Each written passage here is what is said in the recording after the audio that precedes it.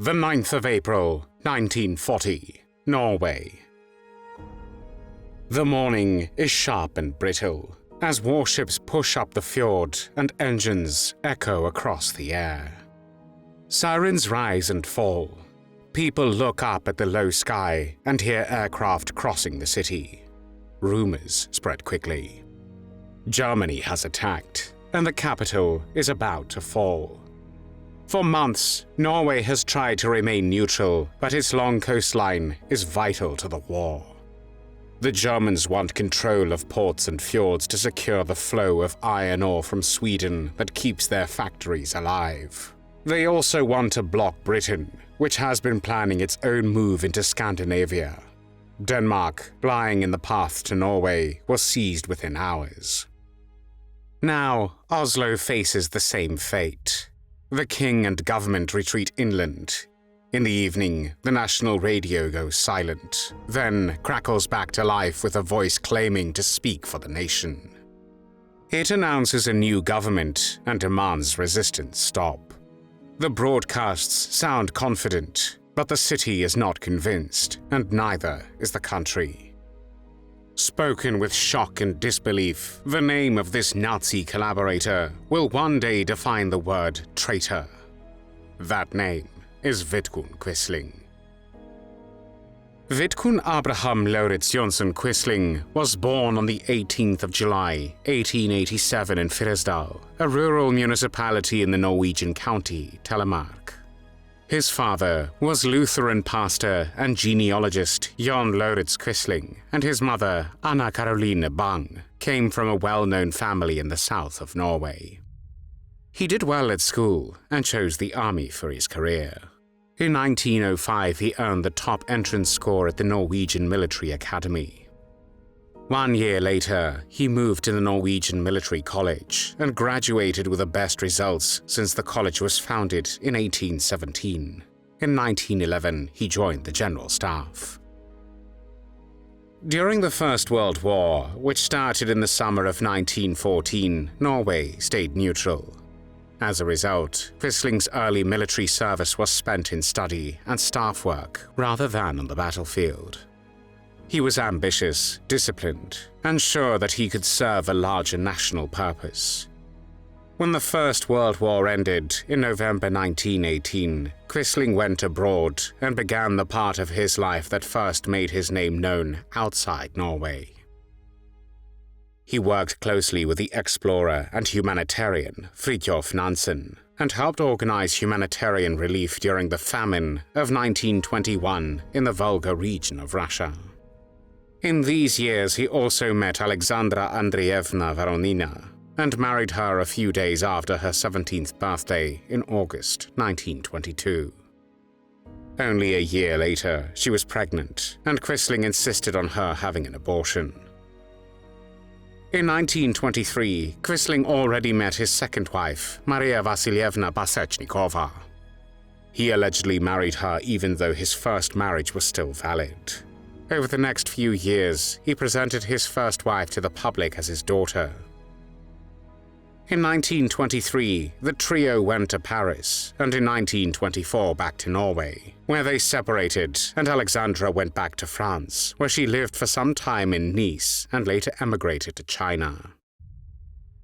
Quisling soon worked for Nansen again, this time traveling to Armenia and back to Moscow, where he was employed by the British diplomacy. For his services to Britain, he was appointed as a commander of the Order of the British Empire. Years later, in 1940, this honor was revoked by King George VI for Quisling's collaboration with Nazi Germany. During his diplomatic activities, Quisling was accused of using diplomatic channels to smuggle millions of rubles to the black market. Despite the allegations never being confirmed, he came back to Norway in 1929 as a rich man. After his arrival, he sold a large number of antiques and works of art that he had acquired cheaply in post-revolutionary Russia. It included works from artists like Rembrandt, Goya, and Cézanne. Quisling was also active literally, and his works, which were openly racist and anti-Bolshevik, gave him large publicity. Soon, he entered politics, and from 1931 to 1933, he served as Minister of Defense of Norway. Quisling spoke often against the political left and warned that Norway stood at risk from both foreign and domestic enemies.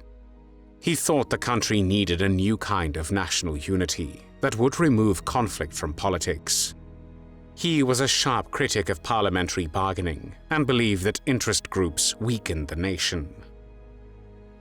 In 1933, he founded a new radical party, Nasjonal Samling, meaning national gathering. Inspired by German Nazis, he took the title Führer and set out a program that mixed nationalism, authoritarian rule, and corporatism.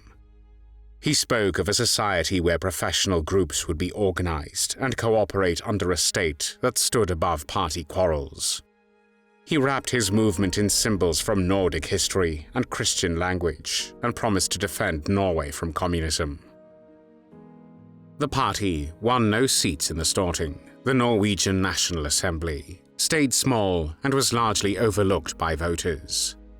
In the next few years, Quisling associated himself more with other far-right movements in Europe. He went to the Montreux Fascist Conference in Switzerland in December 1934, and also met with German Nazi ideologue Alfred Rosenberg. In 1939, he toured Nazi Germany, and on the 14th of December 1939, just a few months after the Second World War began on the 1st of September, he met Adolf Hitler. After this visit, Quisling received funds for his party from Germany. A few days before the German invasion of Denmark and Norway, he met with German intelligence officers who asked him for information on Norwegian defenses and military protocols. As a former defense minister, he had access to crucial information. On the 9th of April, 1940, German forces invaded Norway and Denmark by sea and air. The Norwegian king, Håkon VII, and government refused to surrender. They moved out of the capital Oslo and continued to fight against the Nazis. Quisling felt that his chance finally came and made his most famous move. With Nazi support and a pre-prepared list of ministers, he went to the radio studio in Oslo and declared himself prime minister. He ordered mobilization and any resistance against German occupiers to stop, and called the legitimate members of the government who left Oslo to continue fighting the Germans as deserters. His orders to stop fighting and arrest the king and other ministers were ignored by the Norwegians. The king Håkon VII refused to appoint Quisling as prime minister and declared the German invasion unlawful. Within days, German authorities set Quisling aside while they built their own administrative structure, hoping they would come on terms with the king. The attempted coup had been the first of its kind on radio, yet it brought no real authority, and it bred a deep hatred of his name across Norway. Vidkun Quisling became a traitor and failure at the same time. But the failed coup was not the end of his political activities and collaboration with Nazi Germany. The German occupation settled in, and with it came a slow reshaping of the state. Quisling at the end served as an acting prime minister, but real power was in the hands of German administration and occupational forces. While the king continued to fight the Germans and went into exile in the United Kingdom, Quisling was helping the Nazis to suppress any resistance against them. Leaders of the opposition and activists were persecuted and executed. The state police was formed to help the Gestapo, the German secret police, to hunt resistance fighters. All parties were abolished, except Quisling's Nasjonal Samling. Quisling was helping Nazis in these activities, and in February 1942, he finally became Prime Minister of the Norwegian government. All this time, he worked alongside the German civilian ruler, Reichskommissar Josef Terboven, responsible for German rule over Norway. Quisling was active not only in fighting against Norway's resistance fighters and opposition to his collaborationist regime, but also in the persecution of the Jews in Norway. The Jewish community in Norway was not large, but persecutions hit them hard. More than half of the Norwegians who died in Nazi concentration and extermination camps were Jewish. Even as the tide of war turned after Stalingrad in 1943 and Allied advances on other European theaters of war, Quisling continued to support Germany. His regime staged parades, ceremonies, and propaganda events, insisting that German victory was still possible. But the words rang hollow.